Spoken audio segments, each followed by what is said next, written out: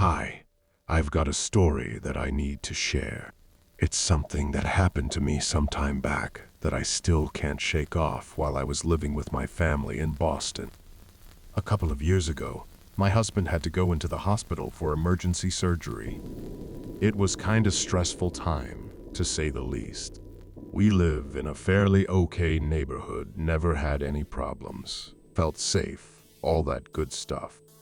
So there I was, home alone, constantly checking my phone for updates from the hospital and trying my best to keep myself distracted. It was around midnight when I decided to head to bed. I double-checked all the doors and windows, set the alarm, the whole routine. But, as I was about to find out, routines can't prepare you for the unexpected. I was in bed, staring at the ceiling, my thoughts buzzing with worry about my husband and his surgery, when I heard a loud, unmistakable crash coming from downstairs. My heart immediately leapt into my throat. In that instant, a wave of terror washed over me. I knew it wasn't just my imagination or some random noise. Something was wrong. I grabbed my phone and tiptoed to the top of the stairs, listening intently. I heard the sound of hushed voices and footsteps. There were intruders in my house. A sense of dread filled me. I was alone, vulnerable, and someone had broken into my sanctuary. I didn't think twice. I dashed back to the bedroom and hid in the closet, shutting the door as quietly as I could. My heart was pounding so hard I thought it might burst out of my chest. I dialed 911, my hand trembling as I held the phone to my ear. I whispered to the operator what was happening, trying to keep my voice steady. Just as the operator told me police were on their way, I heard the footsteps approaching the bedroom. My breath caught in my throat. As the footsteps got closer, the air in the closet seemed to grow thick, almost suffocating me. My heart was pounding like a drum as I listened to them entering the bedroom. I held my breath, praying they wouldn't discover my hiding spot. I clutched the phone tightly, ready to use it as a makeshift weapon if it came to that. Then, the unthinkable happened. The closet door handle started to turn. A shiver ran down my spine.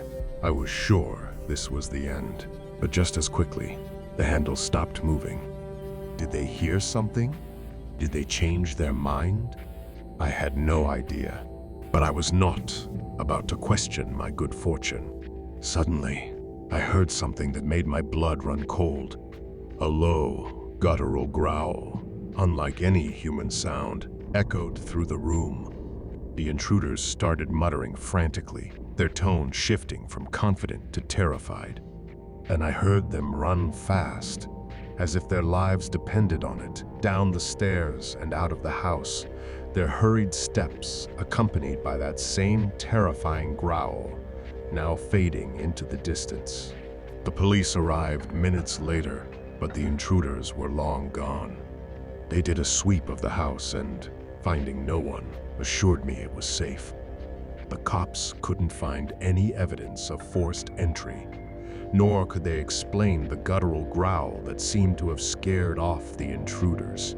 My husband was discharged from the hospital the next day, and while I was relieved to have him home, the experience left me deeply shaken. We installed an advanced security system and bought a gun. Yet, despite this precaution, I can't shake off the dread that something more sinister was at play that night.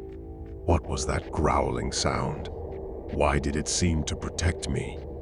I never thought I'd say this, but sometimes the unknown, as terrifying as it is, can also be your savior.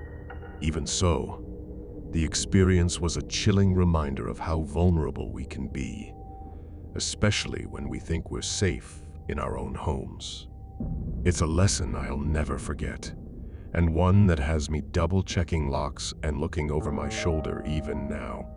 So there you have it, my terrifying experience that still leaves me with more questions than answers. It's opened my eyes to the vulnerability we all have and the unknown forces that could either be a threat or an unexpected guardian. Either way, it's a night I'll never forget, and a story I felt needed to be shared as a cautionary tale. That's the end of my story. Thanks for listening, and please stay safe out there.